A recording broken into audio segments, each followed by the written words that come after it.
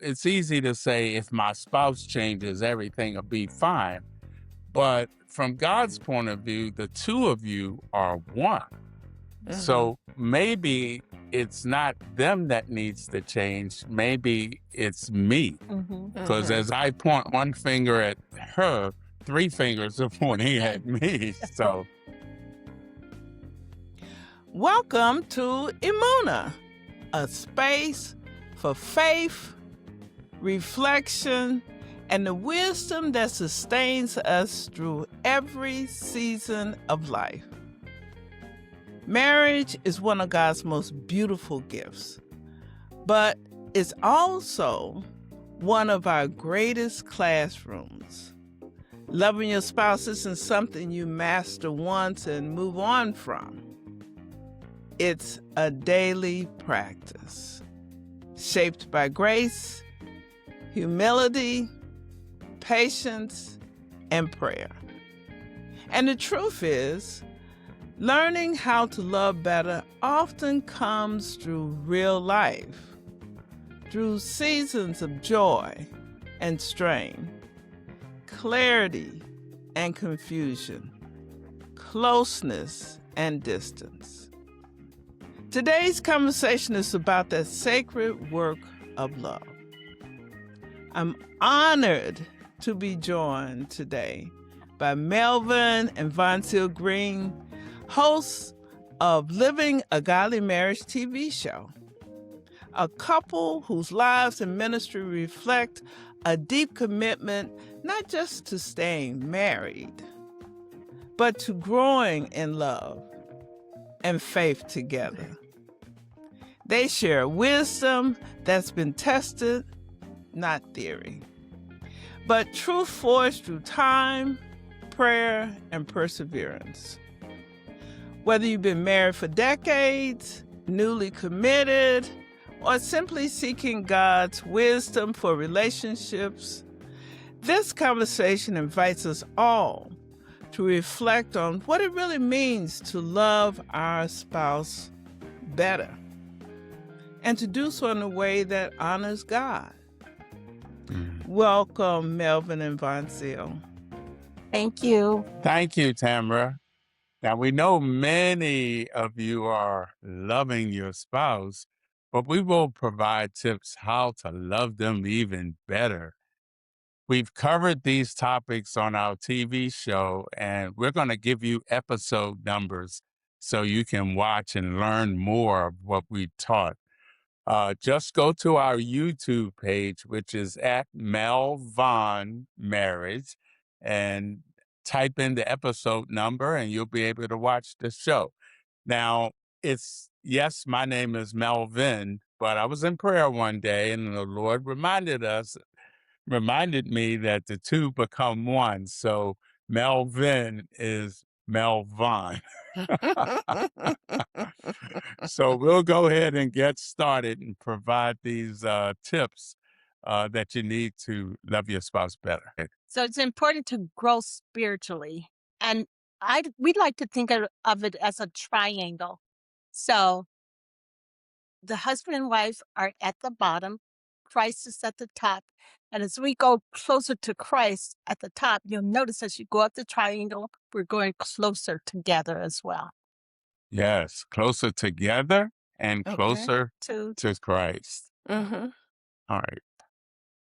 So there are two parts to growing spiritually. First, the husband and wife grow independently by praying and being still with God and by reading and studying your Bible.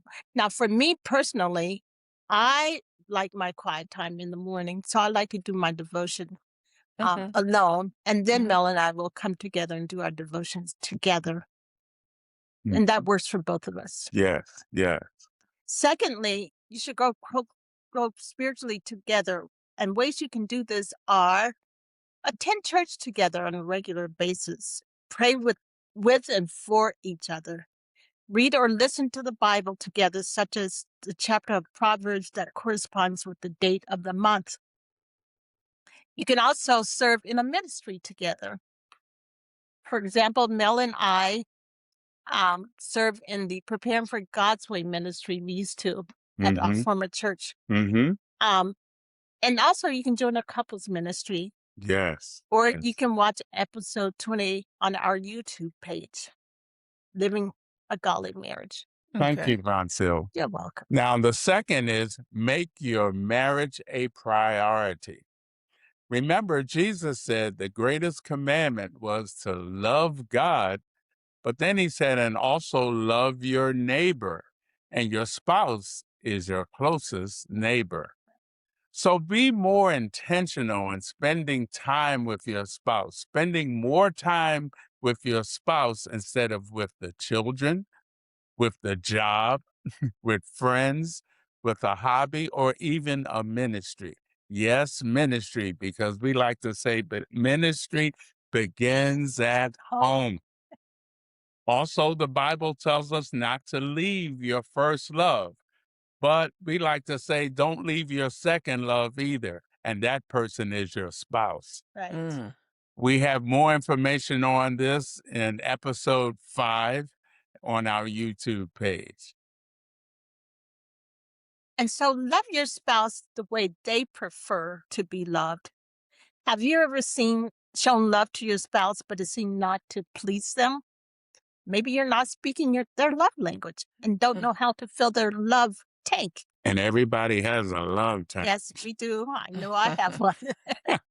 We did a series on the 5 love languages, including an interview with the author, Dr. Gary Chapman. This is a very important tool, and we highly recommend watching episodes 38 through 44 on our YouTube channel. Yes, yes. Number 4, apologize to your spouse the way they prefer and forgive them when they apologize. Have you ever had your spouse apologize to you, but you wanted to hear more from them? Maybe they weren't speaking your apology language. We interviewed Dr. Jennifer Thomas, author of the book with Dr. Gary Chapman, The 5 Apology Languages. And we've got more information on that on episode 45 on our YouTube channel. The Bible also says in Colossians 3:13, bearing with one another and forgiving one another if anyone has a complaint against another. Even as Christ forgave you, so you also must do. Now, what does it mean by forgiving? Well, you don't bring it up to the person again. If you forgave them, you don't do that. You also don't tell others about what your spouse did or what they said. And you don't second guess forgiving them. Forgiving them is like wiping the slate clean. Mhm. And if you want to learn more about forgiveness and also learn more about the apology languages, you can watch episode 18 at our webpage. Also, improve your communication skills. Communication is the lifeblood of marriage. Remember, the goal of communication is not to be understood, but to understand your spouse. And my husband has said to me often, I cannot read your mind. So you have to be clear in your communication with your husband. And we've been married 14 years, and I still haven't improved my mind reading skills. But I am a great writer. So write it down if you feel that you can't verbally express to your husband what's on your mind. It's okay to write it down. Send it to him in an email, and you can connect more. You should connect more than correct. Oh, connecting. That's It's really, really better important. than correcting, and compliment more than criticize. Make more deposits than withdrawals in your spouse's emotional bank account. We all have an emotional bank account. So you have to have a positive balance, just as you do your checking account or savings. Yeah. You want to keep a positive balance. Yeah, let's pause there for a moment, Voncille, because you have an emotional bank account. I have an emotional bank account. And how can I make deposits into your account? Well, I love when you compliment me and Compliments, yes, I definitely. love that. Words of affirmation, that's my primary love language. Right. So So, once you learn the love language, you'll know that's the way that your spouse prefers to be loved.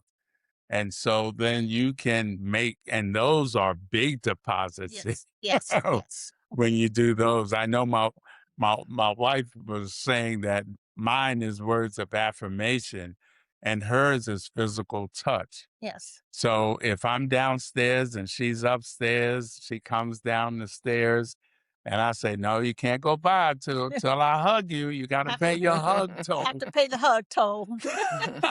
And I do so gladly. Right, because physical touch is her love language. And that doesn't mean that I want everyone touching me. It doesn't mean as much to me when other people touch me. But when he touches me, it means a lot. It goes Yes, a long way. yes. So that's so important.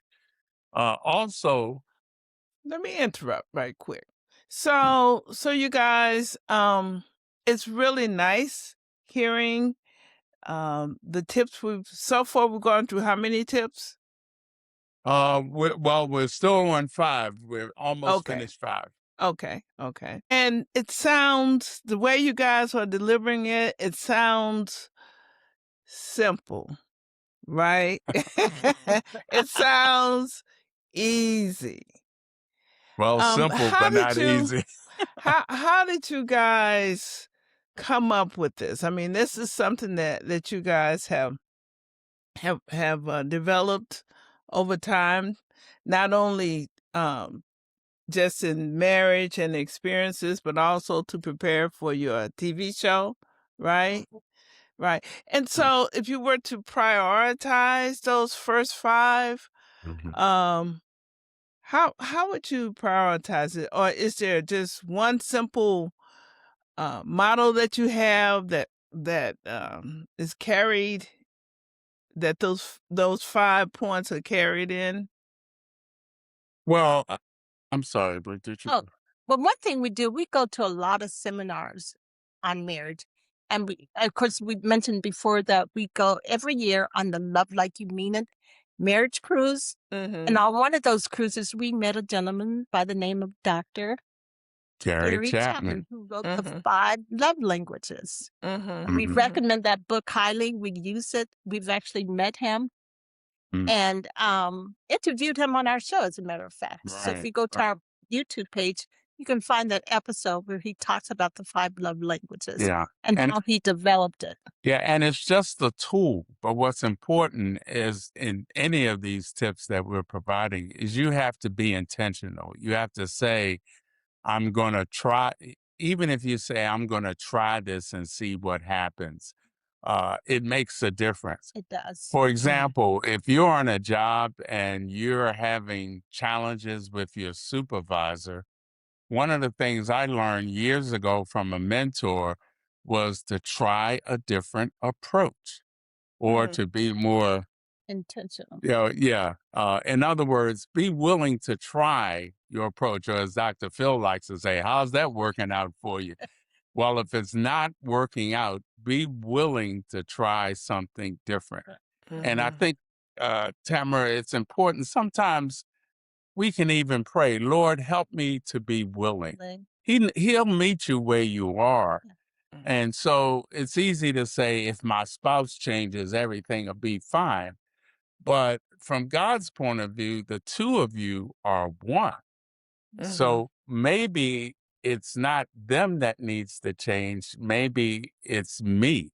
Because as I point one finger at her, 3 fingers are pointing at me. So, Well, so that's important. You have a choice. You can stay the same and keep going around in circles with the same disagreements, the same results, or you can say, I'm going to try something different and see what happens. And if I could tell a personal story, when I was growing up, we had to go to church.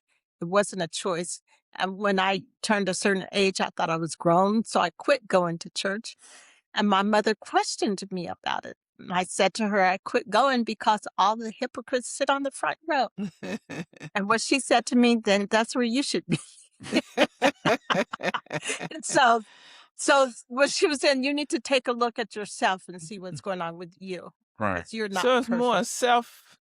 self-analyzing when Right. you're, Y- which Yeah. is kind of hard to do, especially if you kind of perfect, And we are. We're But perfectly imperfect. Because but to be at the honest with you, when you said, you all wanted to talk about how to love your spouse better, I was thinking, I've been married 45 years. I'm thinking, I'm giving it all I got. What else Mhm. can they tell me? But Right. these are some really helpful tips. Helpful Mhm. tips. When you talk about let me ask you this.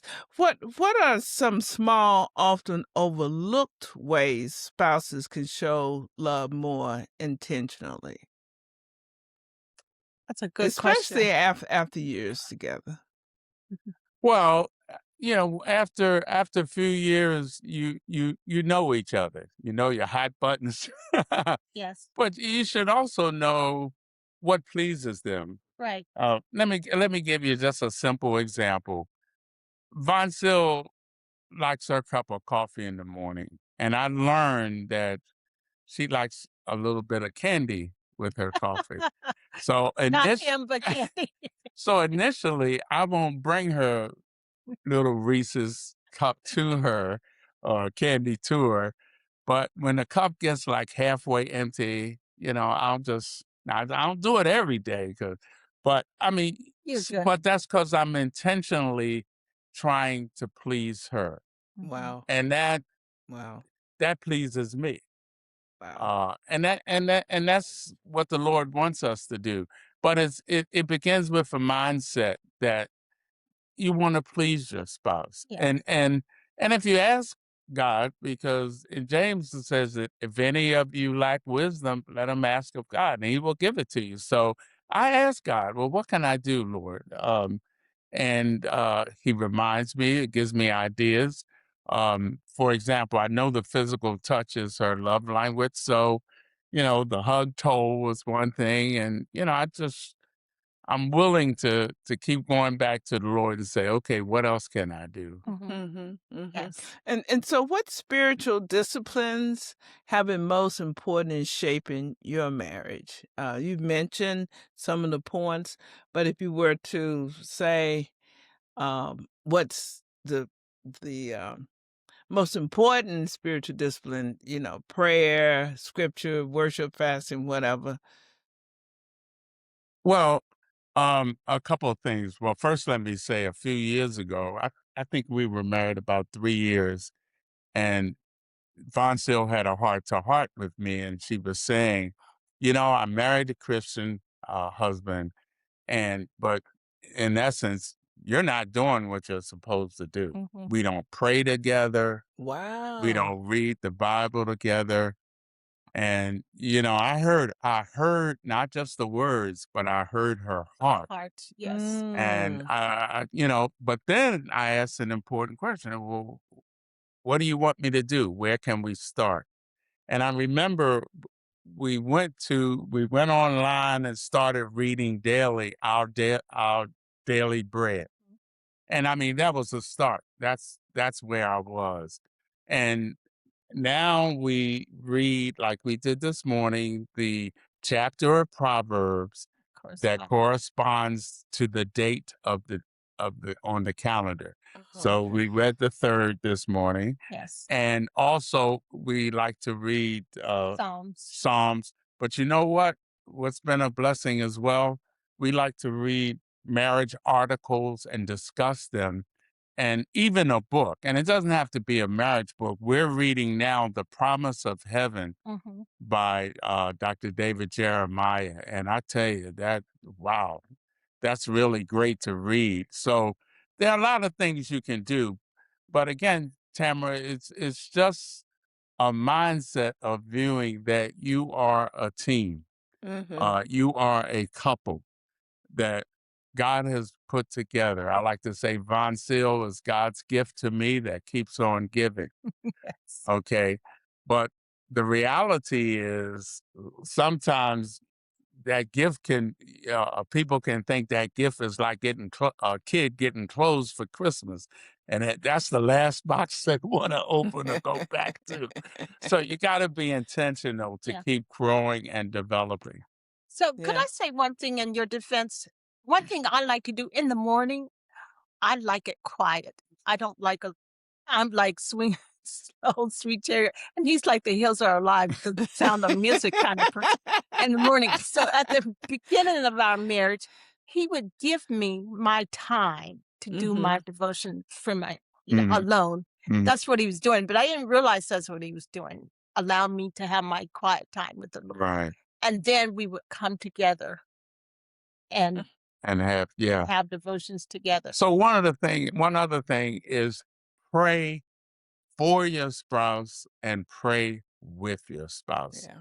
Doesn't have to be every day, but set a goal maybe 3 or 4 times a week. And it doesn't have to be long, but God will honor that. That's a time where not just the two of you, but God comes back and he honors that. He's a rewarder of those who diligently seek him. And God, show me how I can love my husband today or my Yeah. wife today. What can Yeah. I do for my spouse today to That's- show him that's or true. her that I love Mhm. him or And her? one last question, then I'll let you get back to your list. How do you balance grace and accountability when your spouse falls short?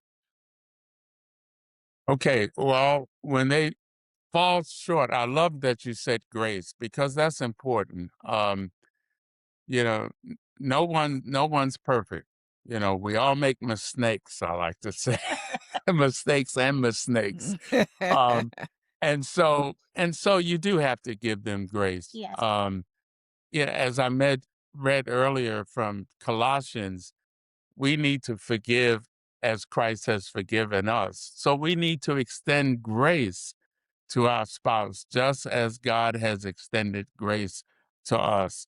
And that's so important. So, give your spouse the benefit of the doubt. Right. Maybe they had a bad hair day or let's Are you say trying to tell me something? got up on the wrong side of the bed. I mean, give them a break. Uh, and not only that, but when you see him or her like that, that means you as a team, you need to encourage and strengthen them. They need you at that point. Yes. Well, Mhm. if I may be transparent, I think I've talked about this on our show before. This is my second marriage. And in my first marriage, I was not a very forgiving person. I would just drag and not forgive and hold on to it. And that's one thing I've said before on our show that I've learned a lot from my husband about forgiving, not just forgiving, but forgetting and moving on. Yeah. He's And I'm glad you said that, dear, because I've been married before as well. And when we went through premarital counseling, we decided we were gonna follow God's plans. That do things we different. tried our own, it didn't work. So Things different. we were willing to try. So okay, let's see what God has to say. And that's been our focus. And God has honored his word and he has blessed us. But it's a never-ending journey. We continue, iron sharpens iron. Right. And it's harder when it comes from your spouse. Okay. And so now we're on 6? Well, we were Finish still on 5? not quite. Go ahead, honey. So also learn to listen more, talk less, repeat back what the person that you're talking. If I'm talking to my husband, he should repeat back to me what I've said to him to make Right. sure he understands Yes, what that's the goal is understanding. trying to communicate to him. Mhm. So it's important to repeat it back. So what I heard you Mhm. saying is I want you to take me out on more dates. Or I want you to hug me tighter at night, hold me closer, Right, for right, example, right? Since that's my love language. right. And also, when communicating, seek to identify not just the issue, but how your spouse is feeling. That's it. because how they're feeling can be more important than the issue. So don't get defensive. Don't try to fix the problem. Usually men will try to fix it. We're wired that way. But instead, listen, be empathetic and understanding of how they are feeling. And also, I would say, instead of telling your spouse what to do, ask them for a favor to help you or ask for their cooperation. Okay. I can tell a quick funny story about that. Voncille has a few clothes and she has a busy closet. A few clothes. And every Saturday night and Sunday, okay, what are you wearing today? And she would go in and flip through. And so that approach was not working because what would happen, we'd be rushing for church and sometimes late. So again, in prayer, I got to change my approach. So I asked her, I said, honey, can I help you organize your closet? And we can do it together. And so that started the conversation. Well, how do you want to organize it? Well, how about fall and winter clothes versus spring and summer clothes? And she said, yeah, that's good. We can put the spring and summer ones in another closet. I said, yeah, that's good. And depending on the season. And then she said, well, what else could we do? I said, well, how about colors? Why don't I arrange them by color of clothes? And so we did that for the tops and for the pants. And so now what used to take a little more time, I just say, honey, what color do you want to wear? And then I'll bring out the tops. Which one do you want? And then she'll look at the pants and, okay, pick out the one you want. Okay. It's very helpful to me. Right. Now, the other part of that story is everything has a place, everything in its place. So when you get back from church and you change your clothes, put them back where they belong. He does the laundry, and he doesn't like it when I put my clothes in the laundry bag because it makes work for him. Instead of hanging them up. I wore them once. Let me just put, just being honest with you. But it's fun. But notice, instead of complaining, I said, well, let's work together to solve the problem. And you're really good that way. Yeah. So a different approach. Yeah. That's good advice. Okay. Okay. So that really concludes the first 5. And again, episode 10 on our YouTube page, we talked about that in that episode. You want us to go on? Go on. Okay, number 6, improve your conflict resolution skills. Whoa. I mean, you're always going to have disagreements. You won't see eye to eye. But when you have those, approach it trying to find a win-win solution. Okay, instead of approaching it like win-lose, let's try to find a solution that we both can be happy with, or at least maybe we don't get everything, but we both get something that we can like. For example, he loves shoot 'em up movies, I'll say. I don't know how. Right, And science fiction. yeah. I'm not a fan of them, but I will go with him, but he has to take me to dinner. So afterwards. Yeah, that's that a sounds good like compromise. Right. And we just learned about this, but learn about your conflict management style. How do you normally handle conflict? And that's something that could go all the way back to your childhood and how you saw your parents resolve disagreements, or it could be part of your personality. But that's important to learn a little bit about your conflict management style and also how to set boundaries.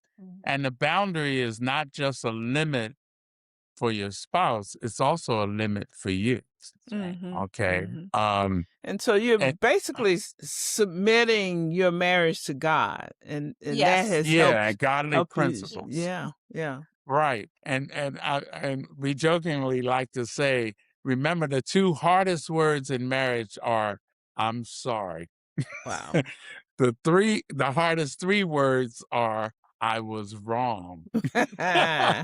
Yes. But there are two hardest four words, and that is will you forgive me and I will forgive you. It's Okay. so hard to say those words, the two, the three, and the four. And so thinking about that, when was the last time you heard your spouse say those words? I was wrong. I'm sorry.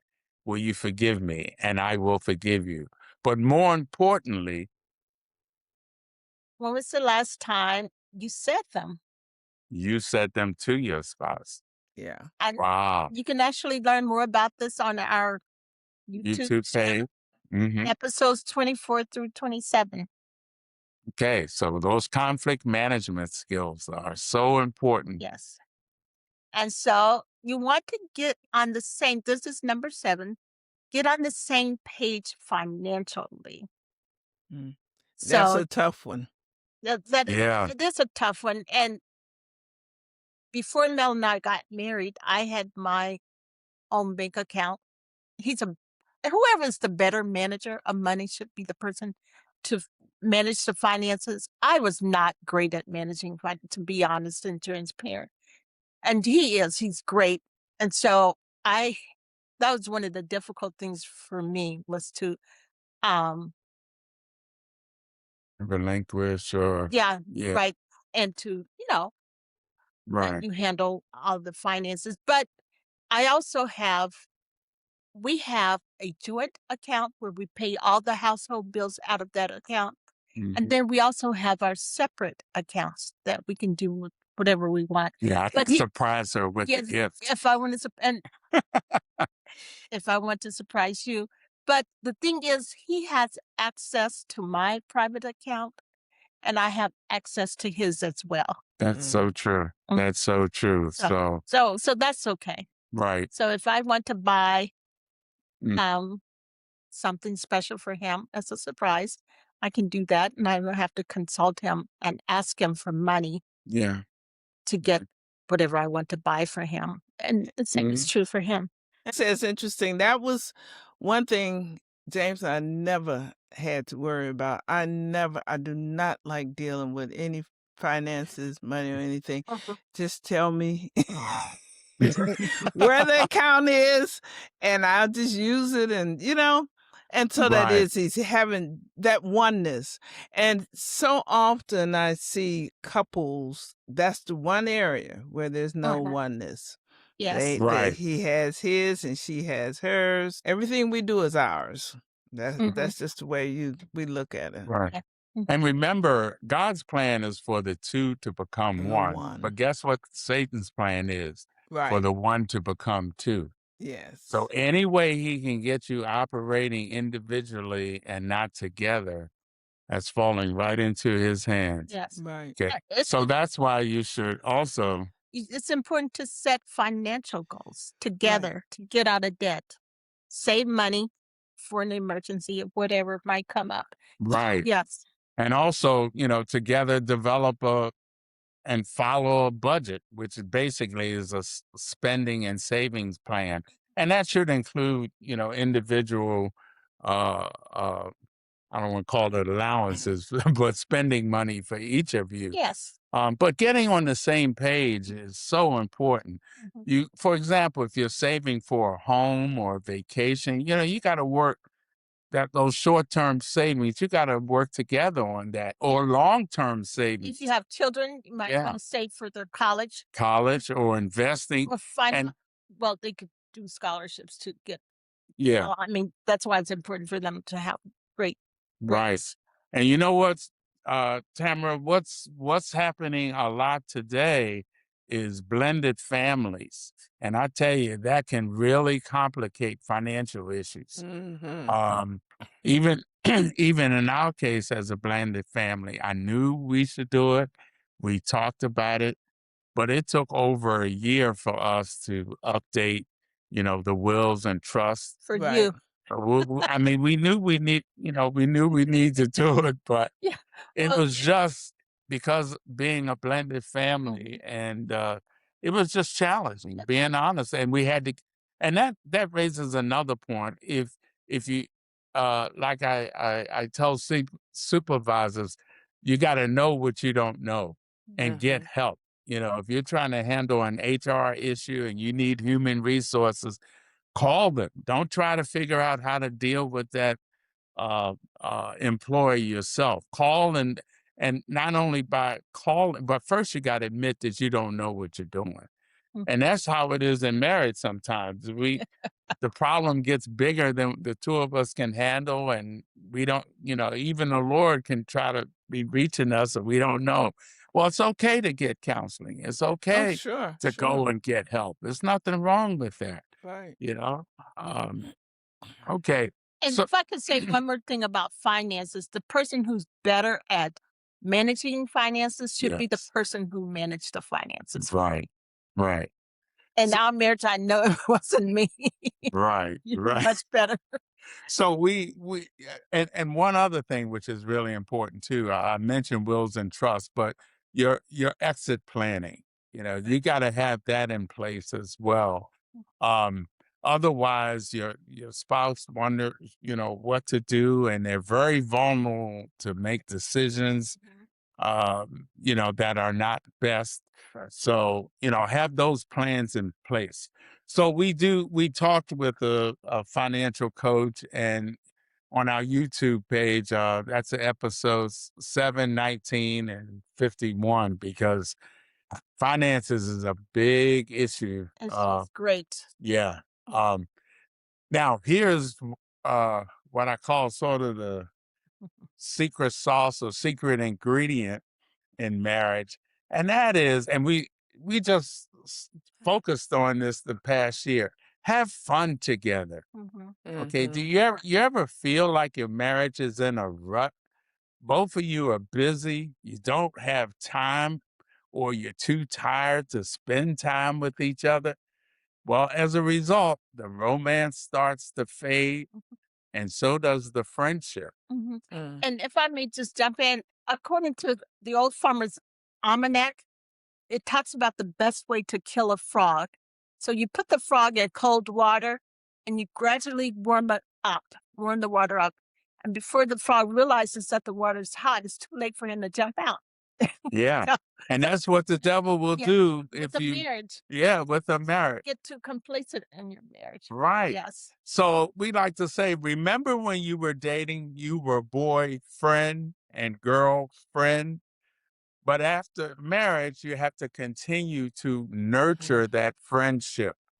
And one way of doing this, and is to rekindle the marriage, rekindle the romance by having fun together. Just a 3-letter word, have fun. And so continuing doing activities you both enjoy, just like you did when you were dating. What did you do when you were dating? Did you go to concerts, restaurants? Did you play cards, board games? Just taking walks together, spending time with friends? Well, how much are you doing that now? Are you still friends? Okay. Or are you more like roommates? Whoa. Yes. So, so another fun activity is make a photo book of your favorite pictures as a couple through the years, or pictures of your relationship over time. Here's pictures when we first met each other, started dating, and now, and see the growth. You could put puzzles together, walk That's together, fun. watch old TV shows or movies. There's a lot of things you can do. And so we had a whole series on how to have fun in marriage. And on our YouTube page, that's episodes 47 through 51. But we like to say that's a big secret, because how many people have we talked with where then they're no longer boyfriend And if and girlfriend? I'm sorry, honey, but if I could just jump in here, and you don't have to spend a lot of money to have fun. I love playing cards with him, especially when I beat him. And he doesn't like it, but that's okay. And I don't like to lose either. So But what gets me, he glows when he knows. It drives me. Well, it's rare. That's amazing. So, but So- yeah, so they're having fun, and also just a couple others. You can take the fun up to another level. Mhm. And how you do that, honey? Well, are you talking about the romance and intimacy? Yes. Yeah, pursue romance and intimacy. Continue to pursue your spouse like you did when you were dating. Mm-hmm. And don't ever stop dating your spouse. And I love it when he takes me out on a date, but he has to ask me still to take. Okay. And so you should have date nights at least twice a month. I think that's reasonable. Mm-hmm. And he still surprises me on with date nights. I love that. All I'll say is, honey, we're going out Friday at 7:00, and here's how to dress. And she'll say, "Where are we going?" It's a surprise. I love it. And he's great at surprise dates. I love it. And I did that. I've been doing that since we initially started dating. Yes. Okay. And I mean, who doesn't like a surprise? And most of the time, 90% has been positive. And not just But dating. But here's another one that you can do. Keep flirting with each other. Don't stop flirting. Yes, yes. In fact, develop and listen to a playlist of your favorite love songs. Yes. Whoa. You remember sometimes when you were dating, you used to love listening to music. Yep, yep. And that could lead to a good evening. Yes. But remember, the goal of intimacy is for both of you to be satisfied. Yes. So learn about your spouse's preferences. Mhm. Be willing to go outside your comfort zone and try something new and different. And what I'd like to say is I'm not going to hang from the chandelier. So that would be far outside my comfort zone. But remember, you have 5 senses. For example, buy your spouse's. oh, yes, yes. We got to tell this story. Yeah. What did we do recently? We went to Macy's. Yes. Excuse me. And we each picked out colognes that I like for him to wear and perfume that he likes. And perfumes that she likes. So what did you do with Macy's? So I picked out cologne that I like for him, and he picked out Perfumes that I like for her. Oh, okay. Okay. And what was amazing, I mean, we had about 3 or 4 people come over when we said what we were trying to do. We had like 3 or 4 people come over. "Oh, that's great. Why did you?" And they gave us all these samples. I said, "Oh my gosh," Yes. And I say, and that's a nice way of sending a signal to each other if you need to do that, So, We'll just keep it there. right.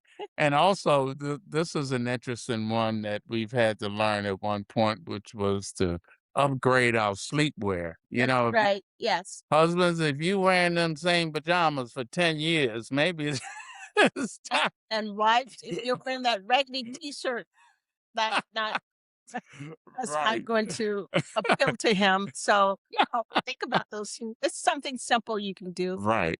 Now, yeah, that's so true. Now, this is an important point too when you talk about intimacy. Your spouse's preferences can change with age or with health. With health, so be willing to make adjustments or sacrifices. Yes, remember this is a marathon. It's not a sprint, so things will change. Or twice a year, take a getaway vacation or a staycation at a local hotel. Yeah. I mean, just change the scenery a little bit. Yeah. So anyway, we did a 5-part series on how to have fun in marriage, and that's on our webpage on episodes 31 through 35. And so the last one, Tamara, is to grow as a team. We've talked a little bit about that. But remember, team is an acronym for together each accomplishes more. So we talked about using each other's strength to function better as a team. We talked about one of you manage to finance better. Let that person manage to finance better. Make big decisions together. Don't go out and buy a Mercedes and bring it home and say, "Honey, look what I bought today." So, Yeah, make big decisions together, complement each other instead of competing against each other. and people may be surprised. We've seen that Yeah, happen. we've seen it. Yes. Mhm. Yeah. Dream together. For example, one of the things we did is we made a travel bucket list, and we've gone to about 8 of the 10 places Mhm. since we did that. Um, and also help each other pursue individual dreams. That's so important. And we've learned to do things together, like cooking. I'm laughing because he doesn't like to cook at all. But we've learned to do things together, so I will help you in the Yes. kitchen. From afar. But cooking, cleaning together, cleaning out the storage areas for a garage sale. Yeah. I mean, just doing things together. Fellowship with other couples, spend time with other couples. That's good. Take a marriage class together or read and discuss a marriage book or articles, crossway.com, family life, crosswalk.com, and familylife.com. And remember, teamwork makes the dream work. Definitely. And so we're sure if you consistently follow these tips to love your spouse better, you will have a better marriage. Mm-hmm. This godly example will also be seen by others and could open the door for you to witness. Yes, which is what we're trying Yeah. to do is remember. And remember, our YouTube page is at Melvin Marriage. And as we like to say, the closest thing to heaven on earth is a good marriage. But the closest thing to hell on earth is a bad marriage. So thank you. Thank you, Yeah. Tamara. Now, is there a scripture that has anchored your marriage through the years? In Ephesians, where that whole 5th chapter, but the key is telling husbands to love their wives as Christ loves the church. So that means sacrifice. You mentioned earlier about daily living. Daily, husbands may have to make sacrifices, what they want versus what their spouse wants. But God will honor that. Yeah, and for Definitely. wives, it's important to husbands that you respect. You Yeah. must respect your That is very husband. important to the husband. And you say, well, how do I show respect to my husband? Easy. Ask them. That's a good point. How do I love my wife as Christ loved the church? Easy. Ask her. She'll have some ideas. Lots of them. So yes, I think that's Ephesians 5, 30 or 31. But that whole section there outlines responsibilities of the husband and of the wife. Those are his blueprints. Yes. Yeah, those are his blueprints. We have the God is the architect. Jesus is. The Holy Spirit is the foreman, which points you back to the architect and the blueprints. And Jesus must be the cornerstone, the foundation of your marriage. That's wonderful. That's wonderful. Thank you. Thank you, Greens. Emunah listeners, the Greens are old friends with Emunah for the past 2 Februaries, and this February included. They have shared their wisdom and insight on marriage from serving God as a couple on February 8th, 2024, to improving your marriage with the Greens on February 27th, 2025. You all have forgotten about those episodes, huh? As we close this conversation, we're reminded that loving your spouse better isn't about perfection. It's about presence. It's about choosing grace when it's easier to withdraw. Choosing humility when pride feels justified. And choosing love even when love requires sacrifice. Melvin and Voncille Greene have shown us that a godly marriage is not built in a single moment, but over a lifetime of faithful choices, anchored in prayer, sustained by forgiveness, and strengthened by hope in God. If today's episode stirred something in you, encouragement, conviction, or even questions, take that to God. Talk with your spouse as they're suggesting. Pray together as they've already said. Begin again if you must. God is always in the work of renewal. Thank you for spending this time with us on Emunah. If this episode blessed you, share it with someone who could use a word of encouragement today. And as always, may your faith deepen, your love grow stronger, and your life be shaped by the quiet power of faithful belief. Until next time, walk in grace and keep the faith. Amen.